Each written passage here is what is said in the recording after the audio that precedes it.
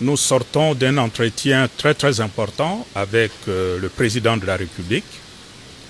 Cet entretien fait suite aux initiatives que lui-même avait déjà prises en allant à la rencontre du chef de l'État du Burundi et puis du Congo-Brazzaville. Ce sont des échanges qui ont porté essentiellement sur des sujets d'intérêt national. À l'issue de ces échanges, nous avons eu à nous rendre compte que notre pays, la République démocratique du Congo, a besoin de communion entre le fils et les filles du Congo.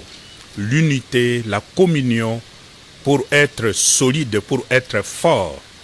Comme vous le savez tous, notre pays aujourd'hui souffre d'une agression qui vient essentiellement de l'Est du Rwanda. Nous le savons. Mais comment pouvons-nous faire face à une telle agression si nous sommes divisés entre nous, les fils et filles du Congo?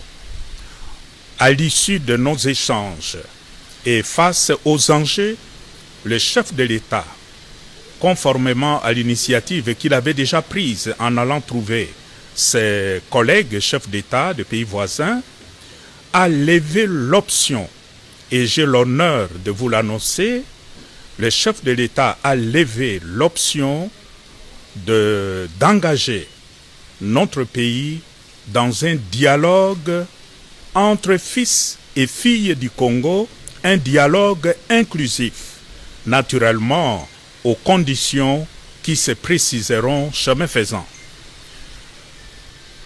C'est l'occasion pour moi aujourd'hui, au nom de tous mes collègues qui sont ici, les chefs religieux, d'exprimer ma gratitude au président de la République qui, en tant que père d'une nation, d'une famille, s'est surpassé, s'est dépassé, je dirais, pour prendre cette initiative et inviter tous les fils et filles du Congo à s'asseoir et à se dire ce qui ne va pas.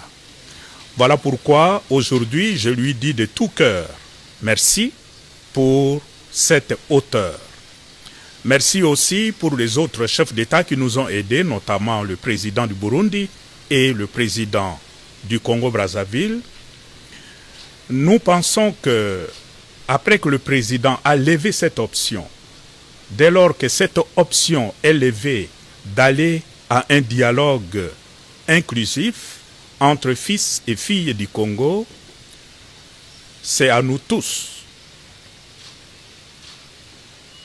ceux qui sont au pouvoir, tout comme ceux qui sont dans l'opposition, de s'inscrire dans cette dynamique pour que cette initiative puisse aller de l'avant, porter de fruits, pour que tous les fils et filles du Congo puissent vivre enfin en paix,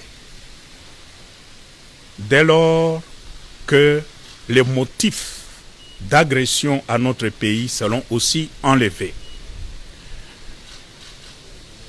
Voilà, de façon synthétique, les contenus de notre rencontre d'aujourd'hui avec les chefs de l'État.